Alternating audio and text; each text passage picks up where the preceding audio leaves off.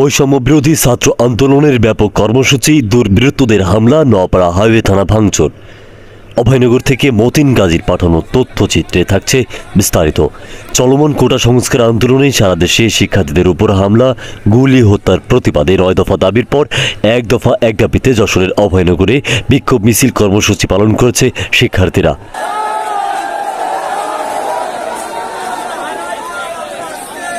গতকাল রোববার ৪ আগস্ট সকাল ১০টায় নোয়াপাড়া বেঙ্গল গেট সংলগ্ন যশোর খুলনা মহাসড়কের উপরে এ বিক্ষোভ মিছিল করে শিক্ষার্থীরা।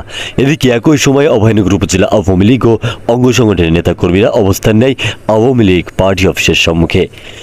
কর্মসূচিকে ঘিরে শহরের সর্বোচ্চ সতর্কতা অবস্থানে ছিলেন আইন শৃঙ্খলা রক্ষাকারী বাহিনীর সদস্যরা।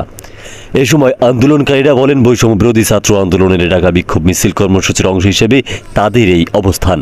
তারা আরও বলেন, আমাদের ১ দফা এক দাবি মানতে হবে, তবেই আমরা রাজপথ ছেড়ে বাড়ি ফিরব। এদিকে ছাত্রদের আন্দোলন চলাকালীন সময়ে নোয়াপাড়া হাইওয়ে থানা ভাঙচুর ও হাইওয়ে থানার ভিতরে থাকা পুলিশের টহল গাড়ি ভাঙচুর করে দুর্বৃত্তরা। রাস্তায় টায়ার জ্বালিয়ে, রাস্তা ব্যারিকেড দিয়ে ৩.৫ ঘন্টা রাস্তা অবরোধ করে আন্দোলনকারী শিক্ষার্থীরা।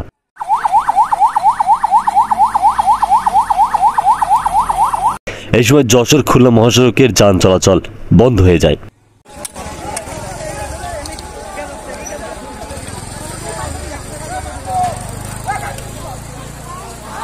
শেখ আলী আকবর, গাংচিল টিভি নিউজ ডেস্ক।